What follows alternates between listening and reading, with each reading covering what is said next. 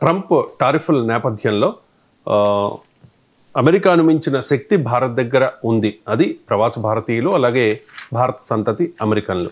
So MG రావు గారు, ఈ ఎన్ఆర్ఐలను పిఐఓలను ఉపయోగించుకుని భారత్ ప్రబల శక్తిగా ఎదగడానికి వాళ్ళను ఉపయోగించుకుని మోదీ ఏదైనా ప్లాన్ చేస్తూ ఉన్నారా? ఎస్ అండి. ఇప్పుడు గుర్తుపెట్టుకోవాలి, ఇది ఎక్కువగా మనకి న్యూస్లో కనిపించడం లేదు, కానీ భారతదేశానికి ఒక పెద్ద శక్తి ఏది, ఒక పొటెన్షియల్ ఎనర్జీ ఒకటి ఉందండి. దాన్ని మనం ఆల్రెడీ వాడుతున్నాం, కానీ ఈరోజు దాని అవసరం పడింది. మోడీ గారు దాని మీదే దృష్టి పెడుతున్నారు. చాలా జాగ్రత్తగా గుర్తుపెట్టుకోవాలి. మోడీ మొన్న చైనా టియాంజిన్ వెళ్తే ఆయన ఎయిర్పోర్ట్ దిగ్గానే ఆయన వెళ్ళింది ఏంటో తెలుసండి, అక్కడ ఉన్న ఎన్ఆర్ఐస్ని కలిశారు ఆయన. మనం ఫోటోలో చూస్తాం. ఆస్ట్రేలియా వెళ్తే అక్కడ ఎన్ఆర్ఐస్ని కలుస్తారు. తర్వాత అమెరికా వెళ్తే న్యూయార్క్లో ఎన్ఆర్ఐ సమ్మిట్టే పెట్టారు పెద్ద స్టేడియంలో. లండన్ వెళ్తే సమ్మిట్ పెట్టారు. ప్రపంచంలో ఏ దేశం వెళ్ళినా ఎన్ఆర్ఐని మీట్ అవ్వకుండా మోడీ రావడం లేదు, నరేంద్ర మోడీ రావడం లేదు. అంతకుముందు ప్రధానులు కూడా ఇది మొదలు పెట్టారు. దీనిలో అంతర్యం ఏంటంటే ఈరోజు ఇండియా దాని మీద ప్రత్యేకమైన దృష్టి పెట్టింది.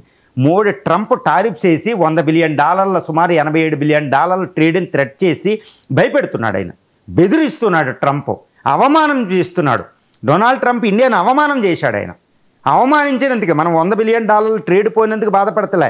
ఇండియన్ డెడ్ ఎకానమీ అని ఇండియన్ మోడీని ఇష్టం వచ్చినట్టు మాట్లాడడం వల్ల ట్రంప్ అంటే ఒక అసహ్యభావం పెరిగింది. ఎందుకంటే ఈ ఇన్సల్టెడ్ ఇండియా, ఈ హ్యూమిలేటెడ్ ఇండియా, ఆ సీరియస్ ఇన్సినియేషన్ అనమాట. దాన్ని తట్టుకోవడానికి మోడీ తీసిన ఒక అతిపెద్ద బ్రహ్మాస్త్రం, భారతదేశం చేతిలో ఉన్న పాశుపతాస్త్రం బ్రహ్మాస్త్రాలు అంటే బయటికి తీసామండి. అదేంటో తెలుసండి, ఎన్ఆర్ఐ అండ్ పిఐఓ ఇది అమలు జరుగుతుంది. ఎన్ఆర్ఐ అండ్ పిఐఓ, ఎన్ఆర్ఐస్ అంటే నాన్ రెసిడెంట్ ఇండియన్స్ అంటాం. 180 రోజులు మించి భారతదేశం బయట ఉంటే వాళ్ళని ఎన్ఆర్ఐస్ అని పిలుస్తాం అనమాట. అదే పిఐఓస్ అంటే పర్సన్స్ ఆఫ్ ఇండియన్ ఆరిజిన్ అంటారు.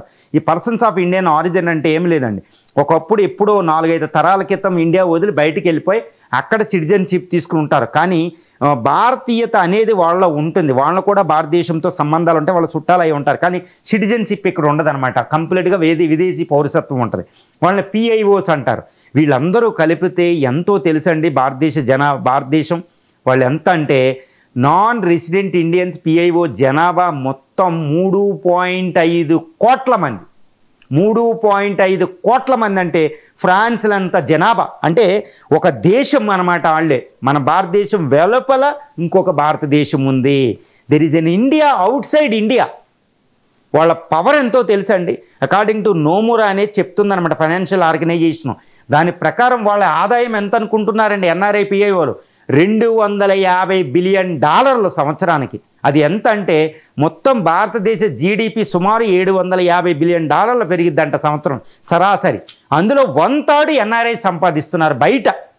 చూసారా వాళ్ళు ఎంత శక్తివంతంగా వాళ్ళు ఉంటారు. $250 బిలియన్ సంవత్సరానికి సంపాదిస్తే అందులో $130 బిలియన్ 60% దాకా ఇండియా పంపేస్తున్నారండి. దాన్ని అందుకని అకార్డింగ్ టు IMF ఇండియన్ తర్వాత ఇంటర్నేషనల్ మానిటరీ ఆర్గనైజేషన్ ప్రకారం, ప్రపంచ బ్యాంక్ అంటాం సింపుల్గా, ప్రపంచ బ్యాంక్ లెక్కల ప్రకారం ప్రతి సంవత్సరం రెమిటెన్సెస్ అంటే విదేశాల్లో నివసిస్తున్న ఆయా దేశాల వాళ్ళు ఆయా దేశానికి పంపే ఇన్కమ్ అనమాట, డబ్బులు అంటారన్నమాట. ఓకే, వీళ్ళు ఇందులో భారతదేశం ఫస్ట్ ప్లేస్లో ఉంటుంది. సెకండ్ ప్లేస్ చైనా, తర్వాత మెక్సికో, ఫిలిప్పైన్స్ అవి ఉంటాయి అన్నమాట. ఈ టాప్ 1 కంట్రీ రెమిటెన్సెస్. మన భారతీయులు బయట నుంచి భారతదేశానికి ప్రతి సంవత్సరం పంపే మనీ వాల్యూ $130 బిలియన్ అండి. అందులో కేరళ ఫస్ట్ ప్లేస్ ఉంటాయి. ఎందుకంటే ఎక్కువ ఎన్ఆర్ఐలు కేరళ నుంచి ఉంటారు. అందుకే కేరళ అంత ఎక్కువ అభివృద్ధి చెంది ఉంటుందండి. అది $130 బిలియన్ పంపుతారనమాట. అది ఇండియా కరెంట్ డెఫిసిట్ని తగ్గిస్తుంది. ఎందుకంటే ఎప్పుడు మనం ఇంపోర్ట్లు ఎక్కువ ఉంటాయి, ఎక్స్పోర్ట్స్ తక్కువ ఉంటాయి. ఈ డెఫిసిట్ని తగ్గించుకోవడానికి ఈ డబ్బు ఉపయోగపడుతుంది. లేకపోతే ఇండియన్ ఎకానమీ అస్థిరత్వం అవుతుంది అనమాట. They are protecting India and ఆ విషయంలో కరెంట్ అకౌంట్ డెఫిసిట్ అని ఒకటి ఉంటుంది.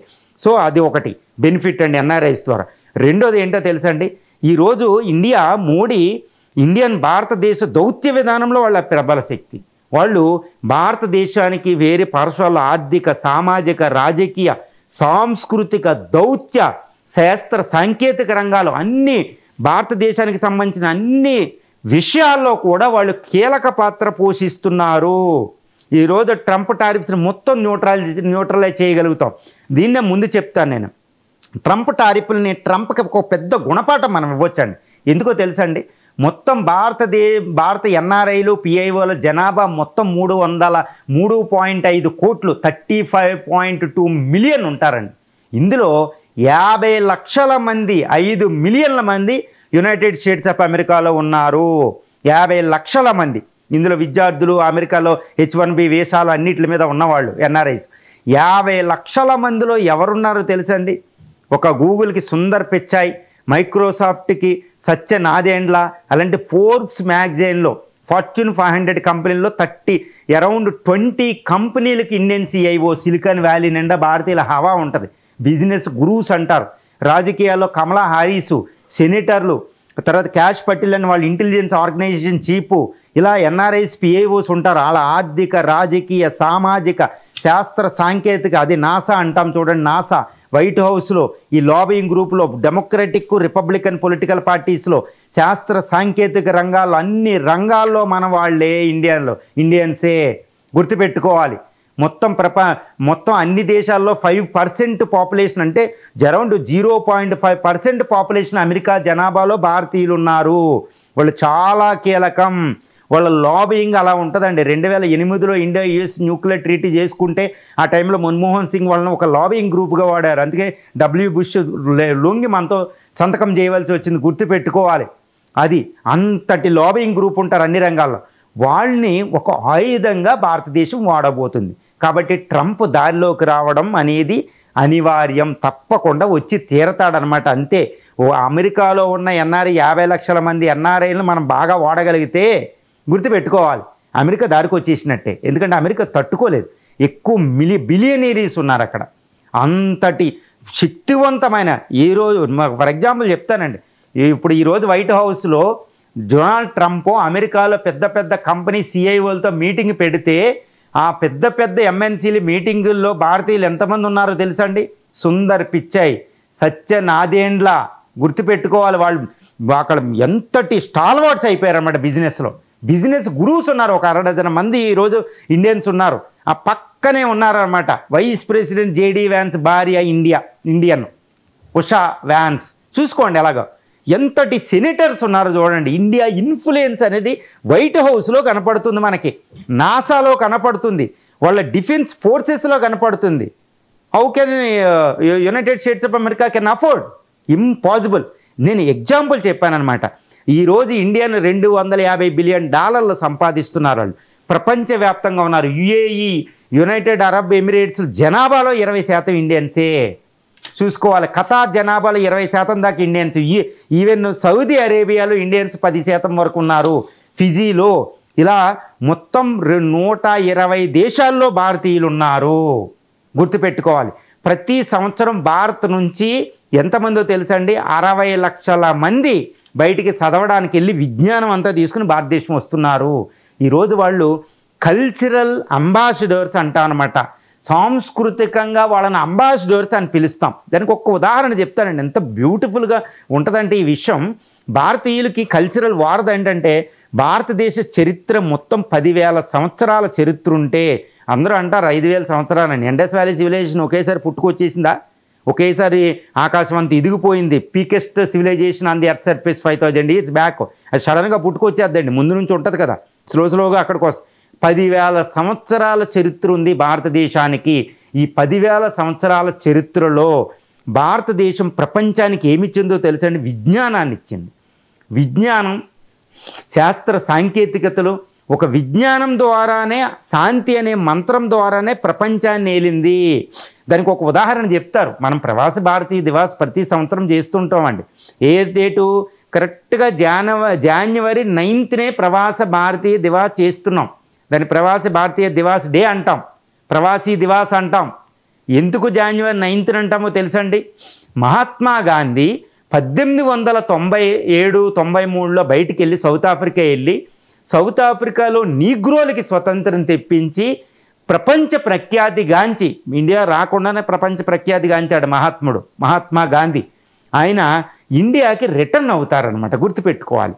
ఒక ప్రవాస భారతీయుడిగా ఒక చిన్న ఎంప్లాయ్మెంట్, ఒక లాయర్ దగ్గర గుమ్మస్తాగా పనిచేయడానికి మహాత్మా గాంధీ, మామూలు గాంధీ బయటకు పోయి సిగ్గుపడే గాంధీ కొట్టించుకుని తిట్టించుకుని జైల్లోకి వెళ్ళి భారతదేశం తిరిగి ఎలాగో వచ్చాడో తెలుసండి, మహాత్ముడిగా తిరిగి వచ్చాడు. గుర్తుపెట్టుకోవాలి. అదే సౌత్ ఆఫ్రికా అధ్యక్షుడిగా పనిచేసిన ఆయన, గాంధీని జైల్లో పెట్టిన ఆయన, Mahatma Gandhi second round table కాన్ఫరెన్స్కి లండన్ వెళ్ళినప్పుడు అదే సౌత్ ఆఫ్రికా ప్రెసిడెంట్గా పనిచేసిన వ్యక్తి మహాత్మా గాంధీకి చెప్పులు కుట్టి స్వయంగా చేతులతో కుట్టి తొడుగుతాడు. ఐన్స్టీన్ కలుస్తాడు.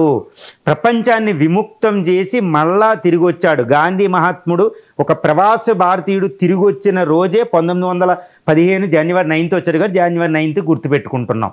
ఆ జనవరి 9th అంటే సింబల్ ఏంటంటే, ఇండియన్స్ మీరు ఎక్కడున్నా, ప్రపంచంలో ఎక్కడ నివసించినా పిఐఓలు ఎన్ఆర్ఐలు భారతదేశంతో ఉన్న అనుబంధాన్ని మిస్ కాకండి. దీపావళి చేసుకోండి, పండగలు చేసుకోండి, భారతీయ వస్తువులు పోషించండి, భారతీయ కల్చర్లకు మీరు అంబాసిడర్సు.